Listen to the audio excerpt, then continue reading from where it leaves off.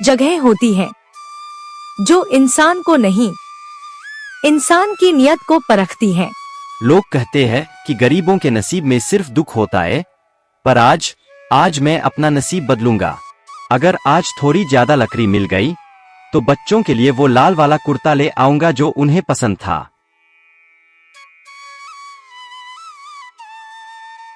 पागल है वो दोनों, जरा सी चीज में खुश हो जाते हैं। कितने साल बीत गए उन्हें नए कपड़ों में देखे, अब और इंतजार नहीं होता, बस आज का दिन अच्छा निकल जाएगा। अरे ये यहाँ कैसे?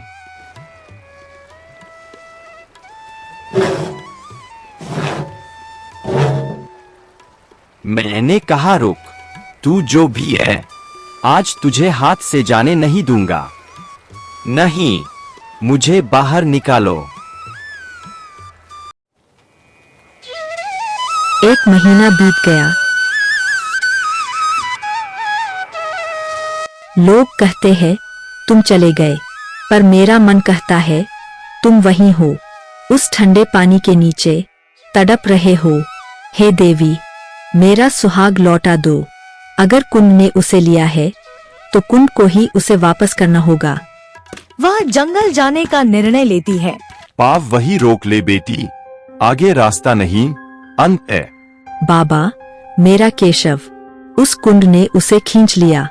लोग कहते हैं आप जानते हैं उसे वापस कैसे लाना है। मैं उसके बिना नहीं जी सकती। वो कुंड कोई गरहा नहीं है सावित्री, वो गांव के पापों की कोख है। जो लालच लेकर वहां गया वो मिट गया, और जो ममता लेकर जाएगा वो बिखर जाएगा। मैं नहीं डरती मिटने से, बस मुझे बता दीजिए वो कहाँ है। सावधान, जिसे कुंड ने निगला उसे ढूंढने वाला भी धीरे धीरे कुंड बन जाता है। तेरी आंखों की चमक पत्थर बन जाएगी, तेरा खून उस पानी में मिल जाएगा। तू उसे नहीं बचाएगी, तू बस उस शाप की एक और परत बन जाएगी। नहीं, ऐसा नहीं हो सकता। वापस जा, अभी घर पर तेरे बच्चे इंतजार कर रहे होंगे। क्या तू उसे भी उस अंधेरे को सौंप देगी? जब डर बढ़ता है तो अफवाहें सच बन जाती हैं। काका, केशव चाचा को गए 1 महीना हो गया। आप चुप क्यों हैं? आप जानते हैं न वो कुंड क्या है? तुम जिसे पानी का स्रोत समझते हो वो इस गांव के पाप का घड़ा है। आज जो सन्नाटा तुम देख रहे हो, ठीक 100 साल पहले इस गांव ने वही गलती की थी। यही कुंड 100 साल पहले भी गांव को निगल गया था। तब भी लालच ने आंखों पर पट्टी बांधी थी और अधर्म ने अपनी जड़ें फैलाई थीं। जब हमने अपनी ही बेटियों को रक्षण के नाम पर भक्षण की भेंट चढ़ा दिया, तब नीरा की चीखें उस कुंड में पत्थर बनकर जम गईं। पर केशव का क्या कसूर था? उसका कसूर उसका लालच था। जब इस गांव की जमीन सूखी थी, तब पूर्वजों ने लालच में आकर एक निर्दोष की बलि दी थी। नीरा, जिसे हमने मार दिया, वही अब हमें मार रही है। कुंड उसे ही बुलाता है जिसकी नीयत डगमगाती है। कलश सोने का नहीं, मौत का जाल है। डर डर कर जीना भी तो मौत ही है। अगर नीरा का दर्द सच्चा है तो वह इंसाफ मांगेगी, जान नहीं। और अगर मेहनत और ये रस्में झूठी हैं तो उन्हें टूटना ही होगा। वो कुंड कभी नहीं सोता, वो बस इंतजार करता है कि कब कोई नया केशव अपना लालच लेकर आए और उस सोए हुए दैत्य को जगा दे। आरव, वहां से कोई वापस नहीं आता। वो वापस आ गई है, और इस बार वो तब तक नहीं रुकेगी जब तक आखिरी कलश भर नहीं जाता। तो मैं आखिरी इंसान बनूंगा जो वहां जाएगा। अगर मैं नहीं लौटा तो समझ लेना कि गांव का अंत तय है, पर अगर लौटा तो ये शाप हमेशा के लिए खत्म होगा। पानी के अंदर से बहुत सारी औरतों के फुसफुसाने की आवाज, जैसे कोई उसका नाम पुकार रहा हो। आरव, आरव। आरव झुककर पानी के बीच रखे चमकते कलश को छूता है। जैसे ही उसकी उंगली कलश को छूती है, पानी में एक जोरदार करंट निकलता है। ये सब क्या है? चाचा, केशव चाचा। भाग, यहाँ से भाग आरव, यहाँ सिर्फ प्यास है, कभी न खत्म होने वाली प्यास।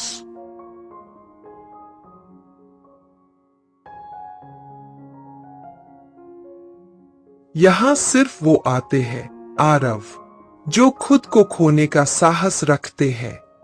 स्वागत है कलशों की दुनिया में। 100 साल हो गए पर इंसानों की भूख कम नहीं हुई। कलश की चमक खींची लाई न तुम्हें यहाँ। तूने इन्हें इस हाल में क्यों रखा है? क्या बिगाड़ा है इन मासूमों ने?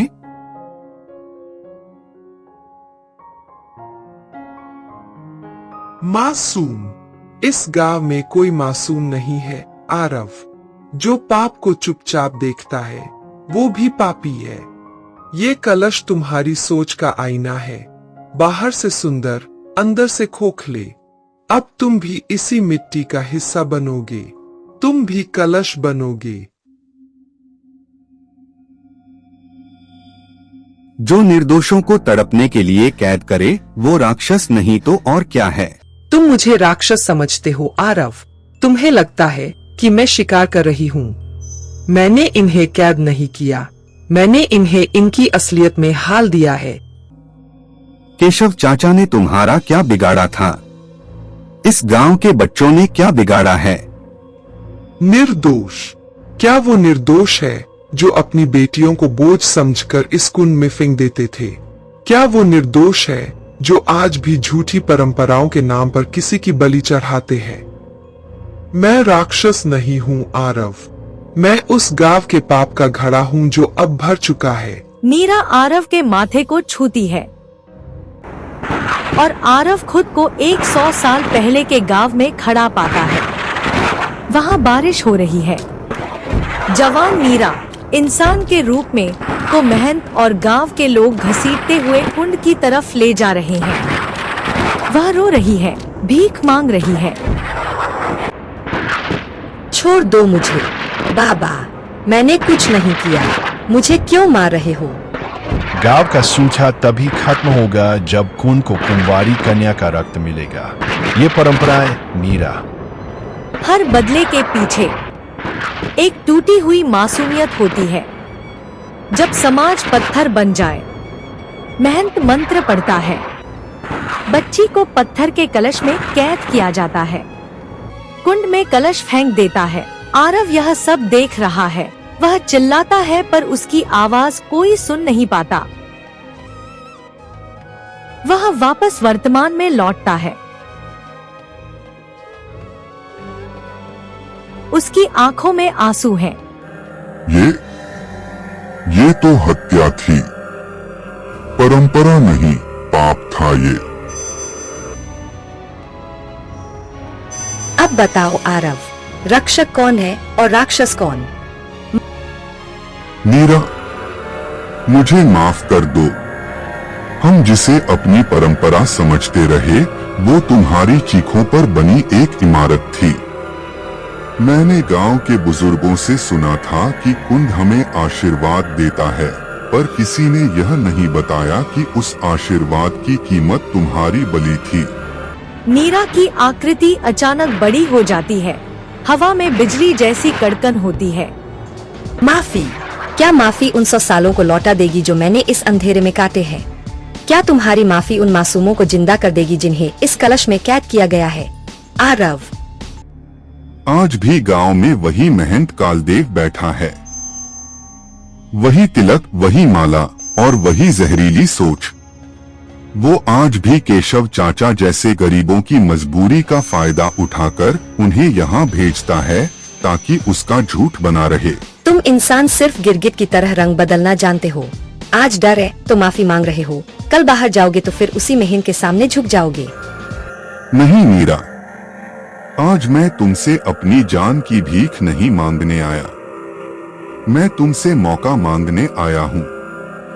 मुझे यहाँ से बाहर जाने दो ताकि मैं उस कुंड को नहीं, उस सोच को खत्म कर सकूं जिसने तुम्हें मारा।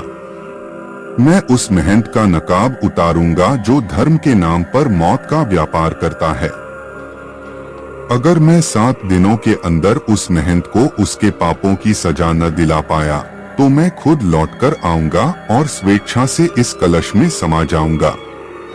यह एक चरवाहे का नहीं, एक बेटे का वचन है, जिसे आज अपनी माँ जैसी एक बेटी का दर्द समझ आया है। आरव और नीरा आमने सामने हैं। हवा का दबाव बढ़ रहा है। नीरा अपना हाथ आरव के सीने पर रखती है। यहाँ नीरा उसे अपनी एक अलौकिक शक्ति देती है। जा आरव, मैंने तेरी आंखों में वो आग देखी है जो 100 सालों से बुझी पड़ी थी। ले, यह मेरा श्रापित कड़ा अपने हाथ में बांध ले। जब तक यह तेरे हाथ में है, कालदेव का कोई तंत्र, कोई मंत्र तेरा बाल भी बांका नहीं कर पाएगा। पर याद रखना, 7वें दिन की ढलती शाम तक अगर तूने उसे यहाँ नहीं खींचा तो यह कड़ा ही तेरी जंजीर बन जाएगा। 7 दिन बहुत हैं नीरा। उस पापी ने धर्म के नाम पर जो डर फैलाया है, मैं उसे उसके गले का फंदा बना दूंगा। गांव वाले जो आज तक भेड़ों की तरह झुकते आए हैं, अब वो अपनी आंखें खोलेंगे। मैं उसे सिर्फ सजा नहीं दूंगा, मैं उसका घमंड इसी कुंड के पानी में डुबो दूंगा। एक तेज नीली रोशनी फैलती है और उसे वापस दुनिया में भेजती है। आरव अचानक कुंड के बाहर जमीन पर पड़ा है। वह उठकर सीधे मंदिर की ओर भागता है। महंत कालदेव, बहुत हुआ तुम्हारा पाखंड। बंद करो ये बलि का नाटक। जिसे तुम कुंड का आशीर्वाद कहते हो, वो इस गांव की निर्दोष बेटियों का लहू है। मैं उस दुनिया से लौटकर आया हूँ जिसे तुमने मौत का नाम दिया था। और मैं अकेला नहीं आया, मैं नीरा का इंसाफ साथ लाया हूँ। सच्चाई जब नग्न होकर बाहर आती है तो दुनिया उसे पागल करार दे देती है। आरव लौट तो आया था, पर वह अपने साथ सिर्फ सच नहीं, मौत की ललकार भी लाया था। मंदिर की चौखट पर खड़ा एक चरवाहा सदियों पुरानी जड़ों को हिलाने चला था। आरव बेटा, तू जीवित लौट आया, ये तो चमत्कार है। पर ये कैसी बहकीब की बातें कर रहा है? कुंड हमारी आस्था है, हमारी परंपरा है। तू उस अपवित्र आत्मा का नाम लेकर इस पवित्र आंगन को दूषित कर रहा है। लगता है उस चुड़ैल ने तेरे मस्तिष्क पर अपना काला जादू कर दिया है। जादू उसने नहीं, इस ढोंगी ने आप सब पर किया है। परंपरा के नाम पर ये आपकी बेटियों को निगलता रहा और आप लोग डर के मारे आंखें मूंद कर बैठे रहे। कालदेव, अगर तू सच्चा है तो बता, 100 साल पहले उस मासूम लड़की को कुंड में किसने धक्का दिया था? आज भी हर साल एक बलि की मांग कौन करता है? तू या तेरी भूख? चुप कर पाखंडी। ग्रामीणों, देखो इसे, ये हमारी देवी का अपमान कर रहा है। ये श्रापित होकर आया है। अगर आज इसे दंड नहीं मिला तो पूरा गांव भस्म हो जाएगा। पकड़ लो इसे, ये काल का दूत है। हाथ लगा कर देखो, आज न मैं झुकूंगा न ये गांव झुकेगा। कालदेव, तेरे 7 दिन शुरू हो चुके हैं। सूरज ढलने से पहले तेरा पाप इसी चौपाल पर नंगा होगा। ये मेरा नहीं, नीरा का न्याय है। अंधेरा सिर्फ रोशनी की अनुपस्थिति नहीं होता, कभी कभी यह पाप को छिपाने की चादर बन जाता है। महंत कालदेव जान गया था कि आरव अब वो सीधा साधा चरवाहा नहीं रहा। उस रात मंदिर के घंटियों की गूंज शांत थी, पर जंगल की सरसराहट में मौत का पैगाम छिपा था। धर्म के रक्षक ने अब कातिलों की फौज भेज दी थी। रात का सन्नाटा। अचानक 2 नकाबपोश गुंडे दरवाजे तोड़कर अंदर घुसते हैं। आरव, बहुत बोल ली तेरी रोबान, अब ये हमेशा के लिए शांत होगी। महेंद्र जी ने कहा है कि तेरा शरीर भी खून के हवाले करना है। ताकि कोई नाम लेने वाला न बचे। तुम लोग गलत जगह आ गए हो। कालदेव ने तुम्हें भेजा तो है, पर यह नहीं बताया कि तुम इंसान से नहीं, एक जलते हुए प्रतिशोध से लड़ने आए हो। ये क्या बला है? इसकी आंखों में देखो, ये आरव नहीं है।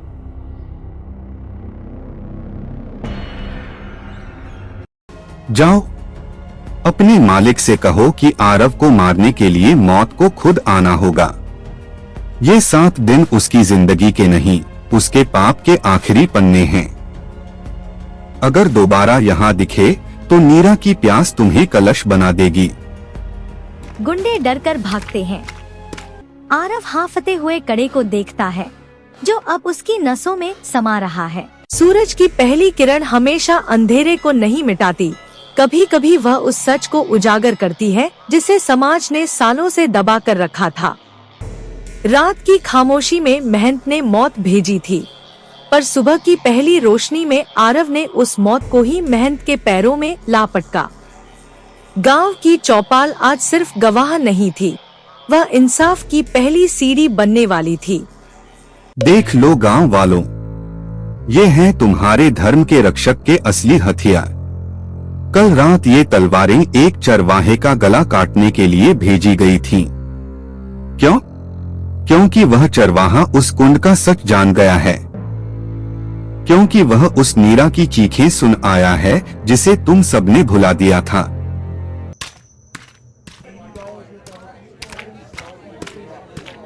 कालदेव, रात के अंधेरे में कायरों को भेजना आसान है, पर आज इस धूप में अपनी आंखों में आंखें डालकर बात करो।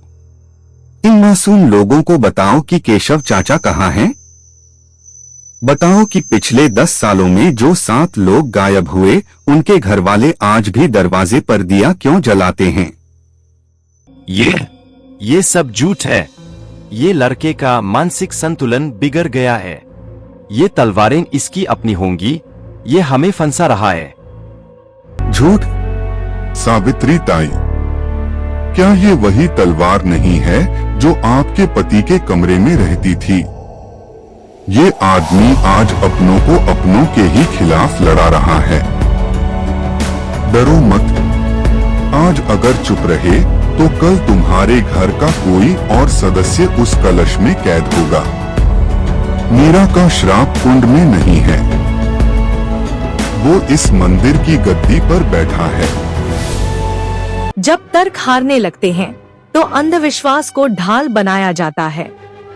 महंत कालदेव समझ गया था कि आरव को तलवार से नहीं, आस्था के नाम पर लगी आग से जलाना होगा।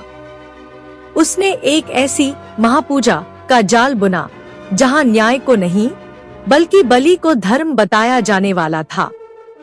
गांव की हवा में अब धूप और कपूर की खुशबू नहीं बल्कि आने वाले विनाश की गंध थी। गांव वालों, इस लड़के ने हमारे देवता का अपमान किया है। कुंड का जल जो हमें जीवन देता है, इसने उसे अपवित्र कहा है। इसी का परिणाम है कि कल रात से गांव की गौशाला में आग लगी है और कुएं का पानी काला पड़ गया है। यह आरव नहीं, इसके अंदर बैठी वो नीरा बोल रही है जो इस गांव को श्मशान बनाना चाहती है। भीड़ में डर और गुस्सा बढ़ने लगता है। कालदेव, आग गौशाला में तूने लगवाई, जहर कुएं में तूने डाला, और दोष उस आत्मा को दे रहा है जिसने आज तक किसी का बुरा नहीं। भाइयों बहनों, देखो इसके पीछे खड़ी उन मूर्तियों को, क्या वो बलि मांगती हैं?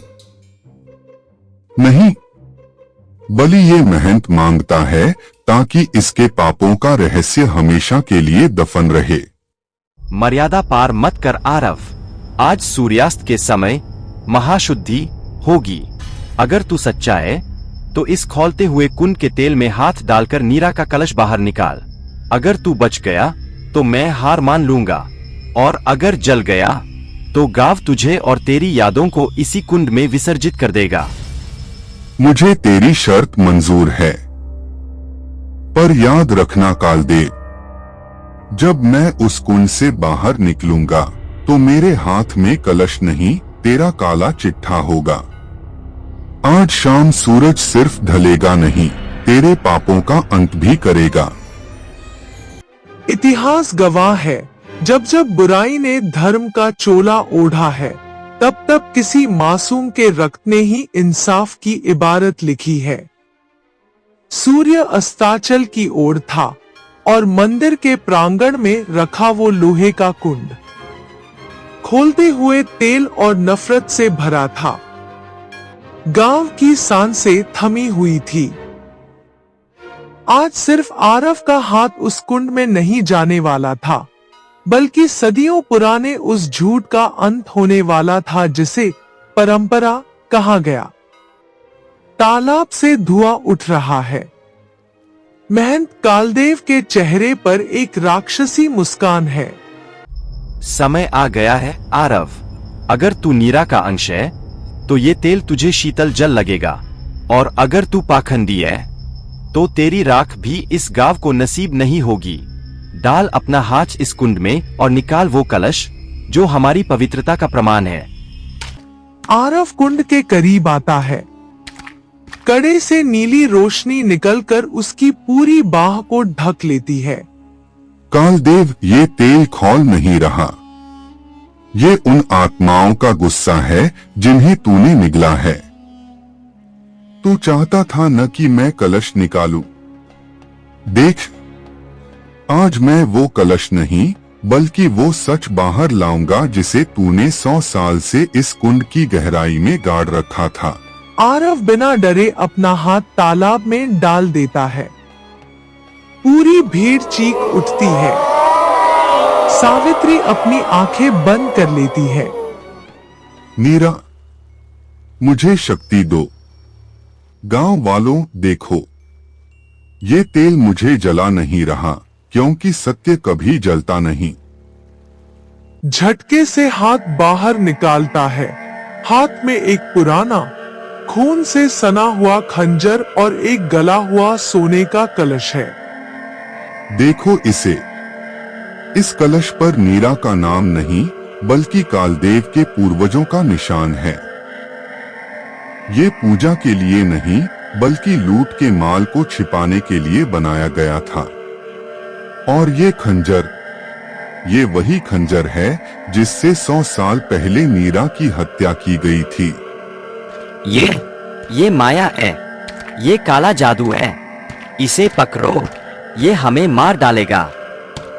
कुछ अंत असल में शुरुआत होते हैं। मंदिर का वो आंगन जो कल तक अंधविश्वास की बेड़ियों में जकड़ा था, आज न्याय की आग में धधक रहा था। आरव के हाथ में वो खंजर नहीं बल्कि महंत कालदेव के कफन का टुकड़ा था। आकाश में बादल नहीं फटे थे बल्कि 100 साल का दबा हुआ प्रतिशोध फट पड़ा था। आज नीरा की रूह को शांत होना था या फिर पूरे गांव को शांत करना था। मूसलाधार बारिश शुरू हो जाती है। आरव खंजर लिए महंत की ओर बढ़ता है। गांव वालों, देखो इस खंजर को। यही वो हथियार है जिससे 100 साल पहले तुम्हारे पूर्वजों ने एक बेटी की बलि दी थी।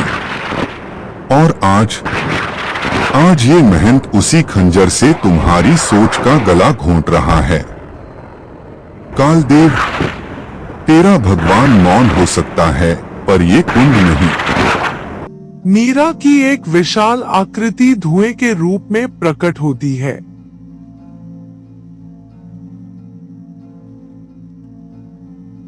कालदेव, तूने सोचा था कि मिट्टी सच को पचा लेगी। तूने सोचा था कि तू धर्म का चोला पहनकर मेरे लहू के दाग छिपा लेगा। आज इस कुंड की प्यास मिट्टी से नहीं, तेरे पापी मांस से बुझेगी। नहीं, मुझे माफ कर दो। वो मेरा दोष नहीं था, वो मेरे बाप दादाओं की परंपरा थी। मैं तो बस उसे निभा रहा था। आरव, मुझे बचा ले। मैं इस मंदिर की सारी धन दौलत तुझे दे दूंगा। दौलत? तूने उन लोगों की जिंदगी बेची है जिनकी यादों में आज भी उनके घर वाले तड़पते हैं। भाइयों, आज अगर ये पापी बच गया तो नीरा की आत्मा इस गांव को राख कर देगी। इंसाफ करो। गांव वाले जो अब तक डरे हुए थे अचानक एक साथ चिल्लाते हैं, मारो इसे, पापी को दंड दो। नीरा, आज तेरा श्राप खत्म हुआ, अब शांत हो जा।